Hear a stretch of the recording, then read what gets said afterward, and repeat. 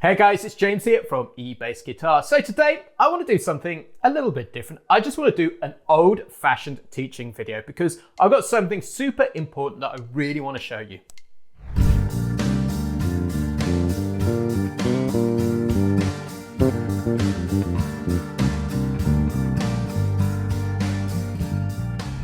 So today's video is inspired by a great eBassGuitar student called Rich, who is taking our Hear It, Play It course. This course is all about learning to play the bass lines you love by leading and using your ear.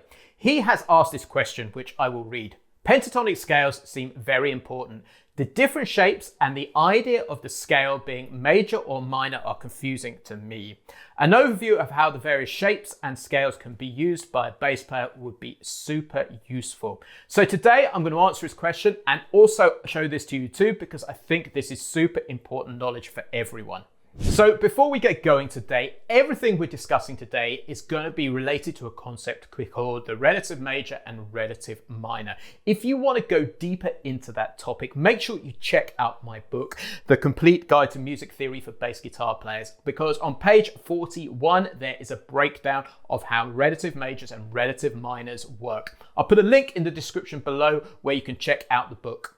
Also, before we get going today, I want you to know there's a completely free PDF that comes with this lesson, which will show you all of the shapes that we're discussing written out. You can grab that free PDF by clicking the link, which is in the description below.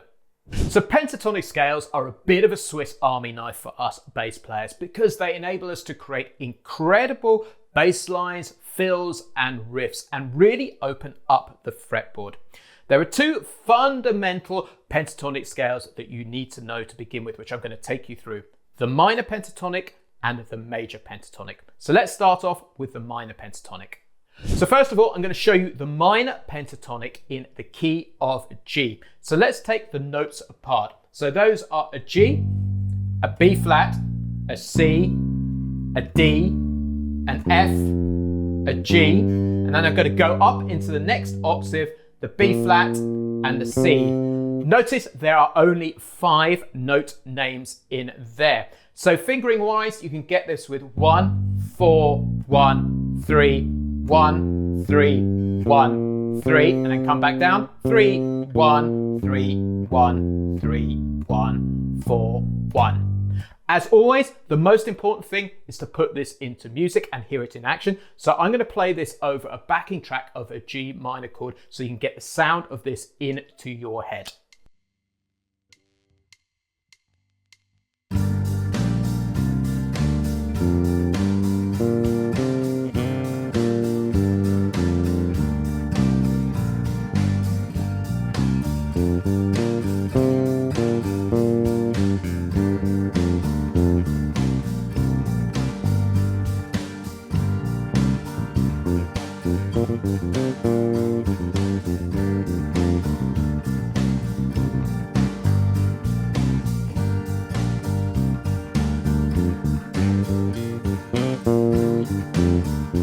So that's the G minor pentatonic. Really explore and have some fun over that. So let's take the G major pentatonic apart. Let's start off with the note names. So we have a G, an A, a B, a D, an E, a G, an A, and a B. Going up into the next octave, coming back, B, A, G, E, D, B, A, G.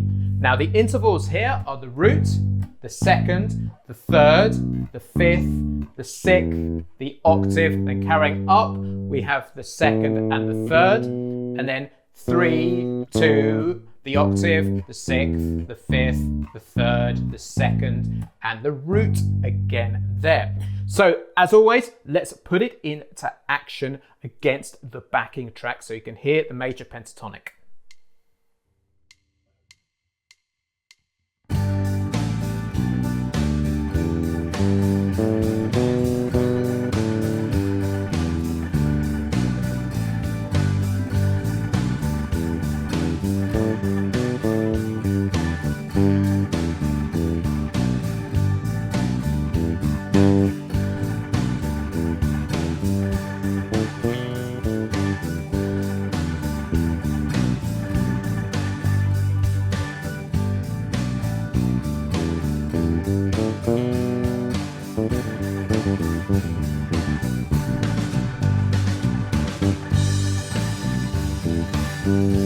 there we have it, the minor pentatonic and the major pentatonic. Those are your two fundamental shapes. Let's just recap the interval names of both. So for the minor pentatonic, we have the root, we have the flattened third, we have the fourth, the fifth, the flattened seventh, and then the octave.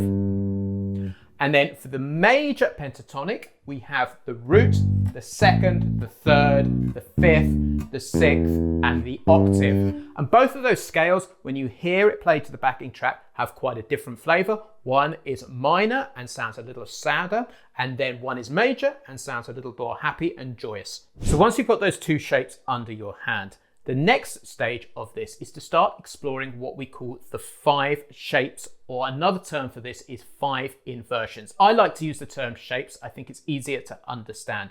But really, to get this core concept down, we just want to focus on 2 of these shapes, and that's what we're going to cover today.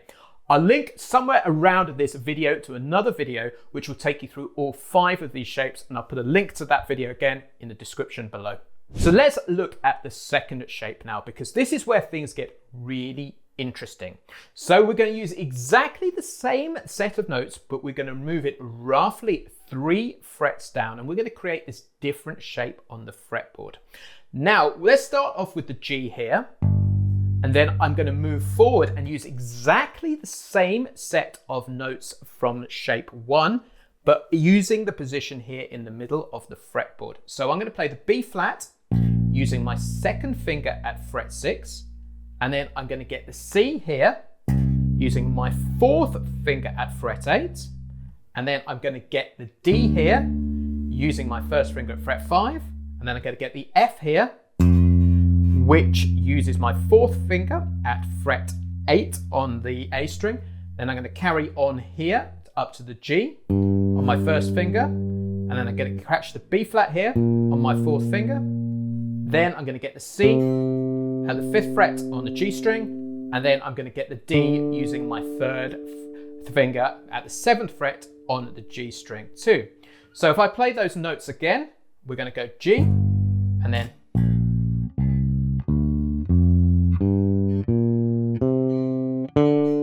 like so. Now, I want you to take out that first note. I want you to ignore that G and start on the B flat now, because this is where it gets really interesting. So we're going to go B flat, C, D, F, G, B flat, C, D. And I just want you to play that up and down and see what you notice. What you should notice at this point is that the shape you've created there is identical to the major pentatonic shape that you learned earlier in this lesson. So what does this mean in practice? This means that when we are playing over a B flat major chord, we can use the B flat major pentatonic shape, or we can use the G minor pentatonic shape, and both will work really nicely. So let me demonstrate. I'm going to play the B flat major pentatonic using the second shape that we've just learnt to begin with. Then I'll play the G minor pentatonic, but over a B flat major chord, and you'll hear how it works.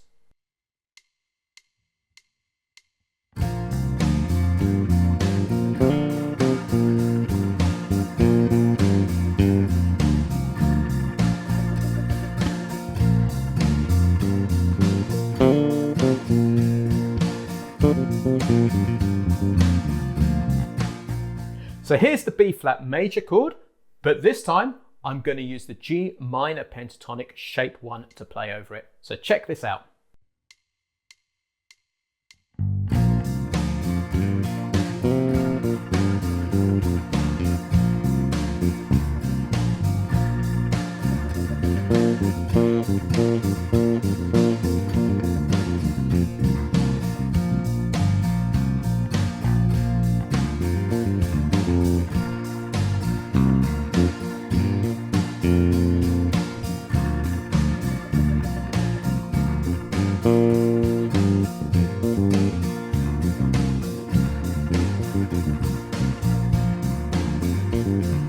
Now, the trick of getting both of these scales to work in practice is all to do with what notes you accentuate or what notes you linger on to get the more major flavor of the chord.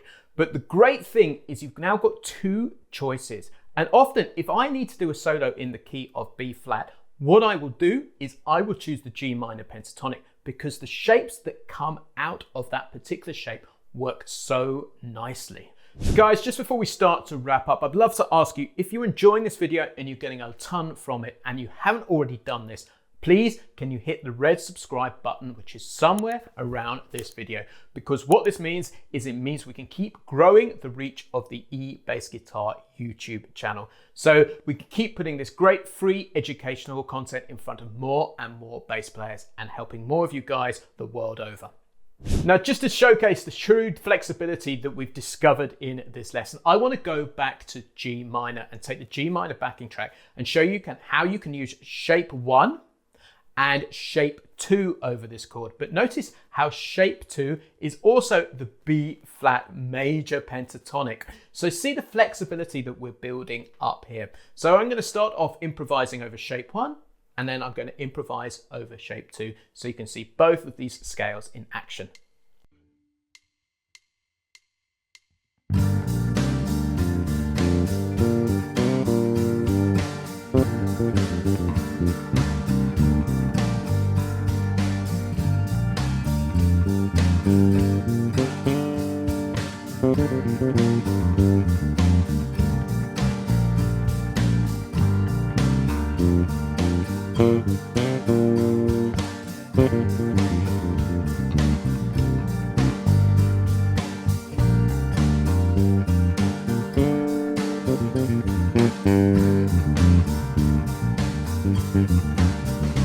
So there you have it. You've learned the major pentatonic and the minor pentatonic, and you've started to see how the 5 shapes of the major pentatonic scale are related. We've looked specifically at the first 2, so make sure you check out the other 3 as well and explore the shapes and patterns which are nestled in those. So if you've enjoyed today's video, please do head over to eBassGuitar.com. Check out the Bass Lab Plus membership.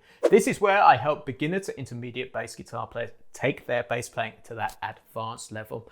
Our superpower at eBassGuitar is straightforward traditional teaching, which will get you results and really help you understand this wonderful instrument. So if you enjoyed the content for today, there's loads more like that over in the Bass Lab Plus membership. I'll put a link in the description below where you can take it for a test drive completely free for 14 days. Cheers, I've been James from eBassGuitar.com. Catch you next time.